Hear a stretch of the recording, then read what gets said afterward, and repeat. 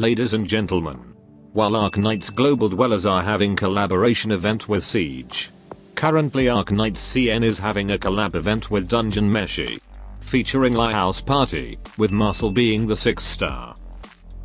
And in this video I would like to show you what she can do, and see whether or not she's worth your pulls. Alright, Marcille is our newest 6th star splash caster. Not really a popular archetype in this day and age, considering their big cost and overall low DPS, especially looks miserable when not fighting swarms. Anyway, let's see her talent. I suppose referencing her original version. Instead of SP, she has a mana that will be consumed when she is using her skill. She will also get some bonus such as attack boost and AoE range expands when she has at least 1 mana. But this mana mechanic has a noticeable downside, and that is her primary way to recharge her mana is by retreating her, which can create some problems. Like because of her big cost, deploying her multiple times is an absolute DP drain, and you might need someone to cover her position while she's gone. But luckily, if you don't want to, or can't retreat her, her mana can still be charged through other methods. The first one is using Senshi's skill 2, that can provide heal and straight up filling her mana. And luckily he is the free operator in the event, and overall a solid guardian defender. But it is also known that Marcille can actually charge her mana if you bring SP support.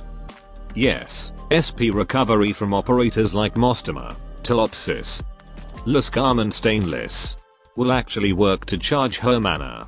So definitely bring them along if needed. Although there is a chance this is possibly a bug and would be patched soon. But let's hope it's not. Meanwhile, her talent 2 is pretty straightforward. She will get more initial mana, so you can deploy her and use her skill sooner. And also give bonuses to herself and her party members, if all of her party members are simply in the squad. Now let's see what her skill can do. In all of her skills, Marcille won't instantly use it, but she will do some chanting first. One thing to note about chanting mechanic. If while chanting Marcille is getting interrupted by some effect like stun and frozen, the skill will fail to activate, and she will have to chant again.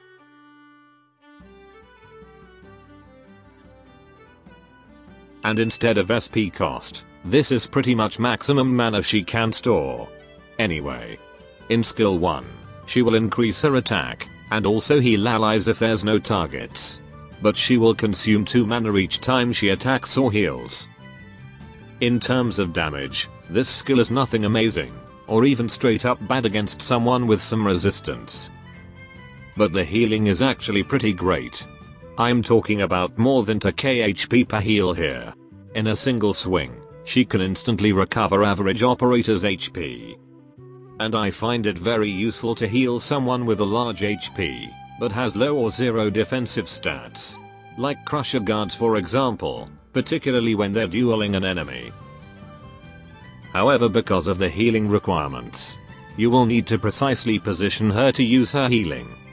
Also, anyone who can help her gain mana is certainly helpful.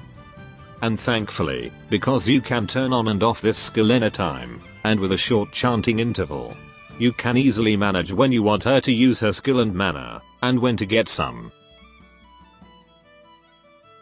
Moving on, let's see her skill 2, an infinite duration skill. Her attack is increased, slightly lower than S1, and now her attacks will inflict a brief slow. And much like Thorn's S3, the second activation will make it stronger. Like giving an attack speed boost, expand her range to make it like a marksman sniper, and now add stun. By the way, the slow isn't replaced by stun, it's actually still there. A pretty great AFK skill all things considered. If the enemy is slow enough, she can perma-stun them. Or at least makes their attacks irregular. And it's also her only skill where you don't need to worry about mana. Lastly, her skill 3. It's a bit wordy, but it's pretty much goes like this. After the first chant, You can immediately turn off this skill, so Marcille will inflict AoE damage with a stun effect. Or you can let her continue to chant. And once finished, she will inflict multiple explosions, and the number depends on how much mana you let her consume. Due to this skill's nature, it's pretty much a heli drop skill that can clear out most tanky elites easily. Although for most bosses, only one skill activation is usually not enough, especially if you don't include a buffer or debuffer. Honestly, it's a rather mid skill. You can argue the damage and stun is tolerable, but there's other things that make this skill quite a hassle to use. Like the best way to recharge her mana is through redeployment. Considering her cost, it's going to make a bad impact on the DP economy. Also, definitely not an everyday problem. But due to its lengthy chanting time, and Marcille is normally going to have bigger aggro on deployment, it makes this skill easy to be interrupted.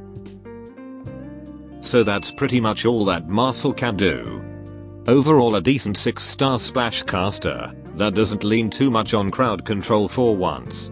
But then again I find Marcille's abilities are easy to replace with operators we already have, and we will have before her. So I think gameplay wise she's not really necessary. But hey, if you like her in her show, that's already a big reason to get her. Especially if you care about collecting limited characters. That should be all. Adios.